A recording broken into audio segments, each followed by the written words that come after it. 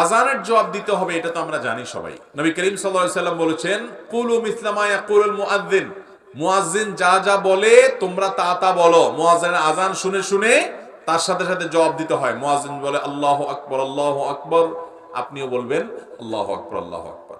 মুয়াজ্জিন যখন বলে আশহাদু আল্লা ইলাহা ইল্লাল্লাহ, আপনিও বলবেন আশহাদু আল্লা ইলাহা ইল্লাল্লাহ।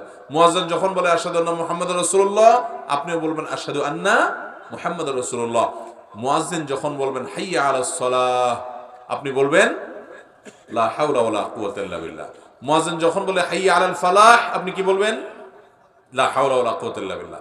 এরপর মুয়াজ্জিন যখন আল্লাহু আকবার, আল্লাহু আকবার বলে, আপনি আল্লাহু আকবার, আল্লাহু আকবার বলবেন। মুয়াজ্জিন যখন লা ইলাহা ইল্লাল্লাহ বলে, আপনি লা ইলাহা ইল্লাল্লাহ বলবেন। অনেকে আশহাদু আন্না মুহাম্মাদুর রাসূলুল্লাহ বললে তখন সাল্লাল্লাহু আলাইহি ওয়াসাল্লাম বলে না ভাই। নবী করিম সাল্লাল্লাহু আলাইহি ওয়াসাল্লাম নিজেই শিখিয়েছেন, সহিহ মুসলিমের হাদিসে আছে, ইমাম মুয়াজ্জিন যখন আশহাদু আন্না মুহাম্মাদুর রাসূলুল্লাহ বলবে, কুলু আশহাদু আন্না মুহাম্মাদুর রাসূলুল্লাহ, তোমরাও আশহাদু আন্না মুহাম্মাদুর রাসূলুল্লাহ বলো।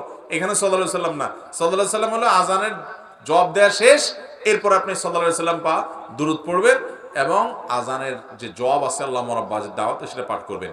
মুয়াজ্জিনের আজান শুনে শুনে আপনি জবাব দেন, তো মুয়াজ্জিন আজান দিয়ে যে সওয়াব পাইলেন, আপনি জবাব দেওয়ার মাধ্যমে ওই রকম সওয়াব পাবেন।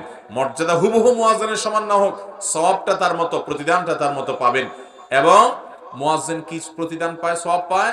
মুয়াজ্জিন যদি আল্লাহকে খুশি করবার জন্য আজান দেয়, তাহলে তার আজান শুনে যত মানুষ নামাজ পড়তে আসে তবা সবার সমপরিমাণ সওয়াব আল্লাহ তাআলা মুয়াজ্জিনকে দান করেন। এই জন্য ভাইরা, আজানের জবাব দেব তো ইনশাআল্লাহ।